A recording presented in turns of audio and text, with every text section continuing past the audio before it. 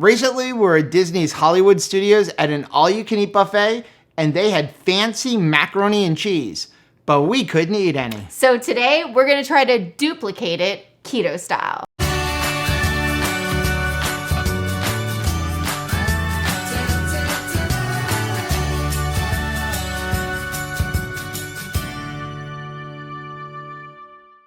Hey, what's up, family? I'm Rachel. And I'm Joe. And we are Two Crazy Ketos. And if you're new to our channel, welcome. Here on Two Crazy Ketos, we do different things like product reviews and we do recipe videos. We talk about various keto topics, and every Monday we go live on Keto Beyond the Couch because life exists beyond the couch. You can find us in different social media platforms like Facebook, Instagram, and Twitter. And we have a website, which is twocrazyketos.com, and that's where you're going to find all of our different recipes.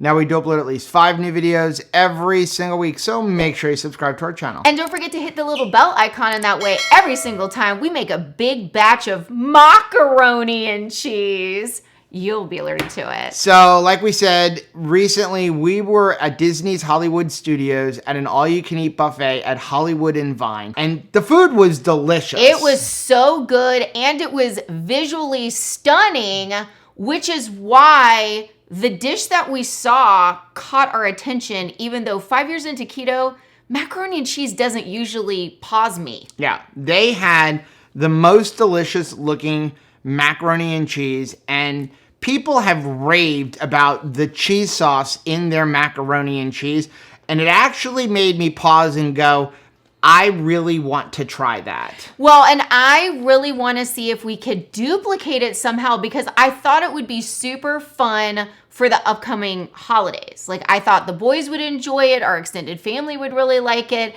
It would be fun and different. And when we would put a tray out of macaroni and cheese, everybody would be like, this is perfect keto, right? Because like, you couldn't have possibly made actual macaroni and cheese, Mom. So today we're going to make carnivore macaroni and cheese. And boy, howdy, is it carnivore. There's lots of meaty goodness inside of this. Are you ready? Yes. Let's get into what we're going to need for this recipe. So obviously, the first thing you're going to need, and you're going to need a lot of it, is some cheese. And you have some options. You could use some pre-shredded cheese if you want. Yeah. But if you really want to have a good texture and a really good cheese, use a block of cheese and then go ahead and shred it. This just makes it super, super easy. I like easy sometimes. We're gonna need some cream cheese. We're gonna need some butter. We're gonna need some heavy cream. Are you ready for the macaroni part? Yeah.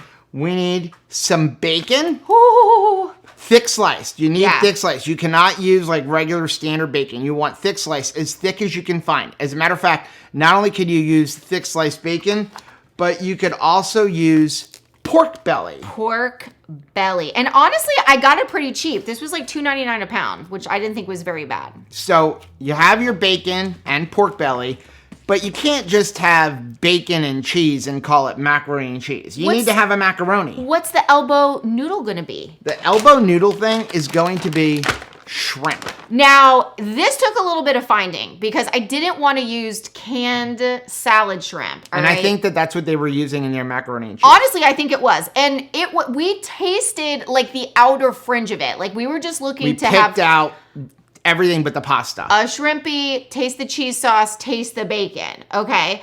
And that's what I think they were using. They were using the can. But I was like, what can we find that's a small shrimp but tastes better than the canned? And this I found at Walmart, of all things. But you're just looking for extra small shrimp.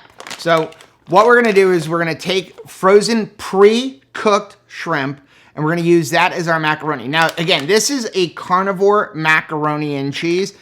If you want to even bulk it up even more, you can use like frozen cauliflower. Yeah. But then it's not carnivore anymore. Right. But that's a great way to stretch it if you're trying to make a larger batch. You ready to get into this? Let's do it. So the first thing we're going to do is we're going to take our bacon or our pork belly or whatever we're going to use, and we're going to cut it up. Now, when you cut this up, you want to have big chunks. Yes. You don't want to have little tiny pieces like bacon chips. They need to be bigger than bacon chips. Yeah, because they are going to shrink down. You want to know that it's adding a texture to your macaroni sauce, right? Because the cheese sauce is going to be very wet. You want some stuff to soak that up. So we're going to use a combination of the bacon and pork belly because we're looking to have about 2 pounds, like 1.5 to 2 pounds of bacon / pork belly. No regrets. So all I'm going to do is just take my bacon like this, and it's actually better if you have it nice and cold because it's easier to cut through the fat if it's cold and not at room temperature. This has been sitting out, but basically what we're going to do is we're just going to cut like 1-inch pieces, kind of like this. Now what we're going to do is we're going to take this and we're going to put it into some kind of a pot to cook it down. Now, for me, I find it's easiest to use an Instant Pot because it's just nice and easy. It doesn't make a giant mess, but you can do it in just a regular pot on top of your stove if you want, or again, you can do it in your Instant Pot and just put it on saute. So we're going to put that in there. And then we're also going to take a piece of this pork belly. Pork belly. And the same thing, we're just going to cut into little pieces. In fact, we're going to slice this in half first. It shows you how much I love this macaroni and cheese that I'm even willing to do anything with pork belly other than smoke it like a brisket. Now, if you're using an Instant Pot, go ahead and set the Instant Pot to saute. And we're going to cook this bacon down. Now, you don't want to make it super crunchy, but you don't want snotty bacon either. So happy medium.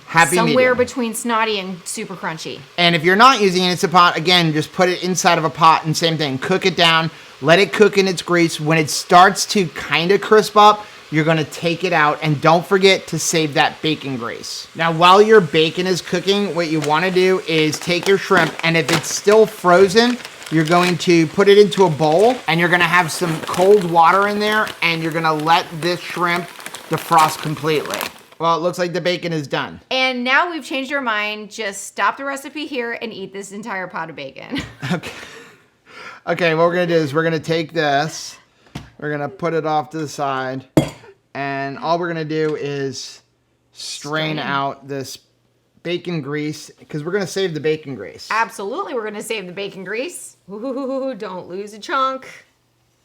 Oh my gosh, that looks so good. And there's big chunks of pork belly in there. Next, we're going to do is we're going to take our shrimp and we're just going to drain off any water. So while the shrimp is draining and the bacon is cooling, we're going to go ahead and start our cheese sauce. And this stuff is so good, you could literally just eat it right on a boot. So in a pot, what we're going to do is we're going to take 1 cup of heavy cream. And then make some coffee and use that for the residual cream. We're going to put 3 tablespoons of butter. And we're going to put 3 ounces of cream cheese. Yum. We're going to bring this up, let it start simmering, and melt all of the butter and the cream cheese. You look happy. I want to stop at every ingredient because what I was thinking was like, now all we need to do is mix in the cheese and then just eat this. Eat the cheese sauce. Now what we're going to do is we're going to add in our cheese, and we've got about 12 ounces of cheese here. We're not playing around with this, okay? 12 ounces. Bring it. And what we're going to do is we're going to just have this cheese in here. We're going to keep it on low and we're going to melt all of the cheese. Now, if you find that your cheese sauce is too thick and you want it to be a little bit more saucier, you can always add a little more heavy whipping cream. I would start off with 1 ounce, mix it in, see where you go, and then just keep adding until you get the consistency you want. Remember though, it is going to thin out when you put this into the oven. Right. Okay, now that that's all melted, we can actually make our macaroni and cheese. We're going to take a casserole dish. In our casserole dish, we're going to put all of our bacon. Oh. And then we're going to put all of our shrimp. You can use your spatula and kind of mix everything all around. All of the different textures are just so wonderful. And then what we're going to do is we're going to pour our cheese sauce over this. Oh my gracious. And give it a good mix.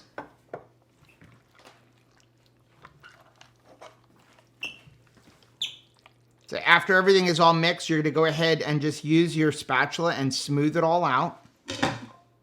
Then what we're gonna do is we're gonna take a little bit more cheese, sprinkle it across the top. Oh my gracious. And I did forget to mention, if you feel like your shrimp is too large, you can chop it up a little bit and to have smaller pieces. Oh, absolutely. Then what I'm gonna do is we're gonna take a little bit of pork rind crumbs. This is kind of optional. And sprinkle that across the top. But some people do put like a breadcrumbs on top of their macaroni and cheese. So we're gonna do that. And we're using the butter flavor from Pork and Good because it just makes sense, right?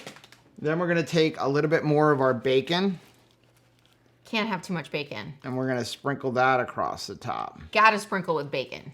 Now we're gonna take this, we're gonna put it into a preheated oven at 350 degrees until the top gets nice and brown. Okay. Woo! Carnivore macaroni and cheese is done. Look at this. Watch this. Ready?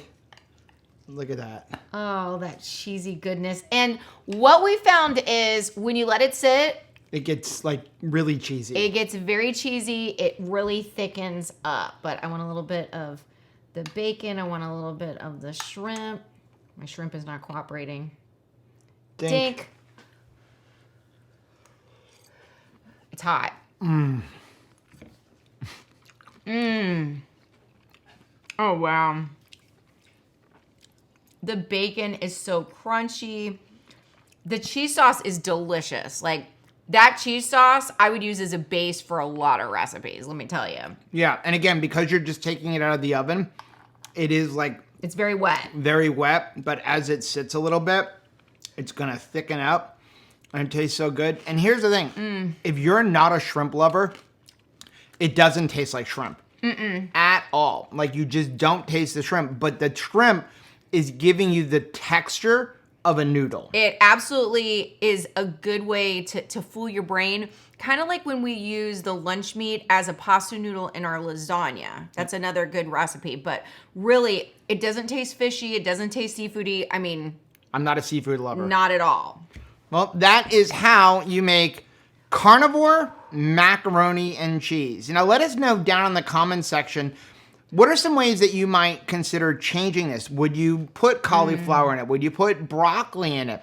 For me, I like it just like this. Also, what kind of cheeses do you like? For me, I really like to have like a Monterey Jack. I like really sharp cheddar. Me too. And you know, you can really just change it up with flavors based on what type of cheese you use in this.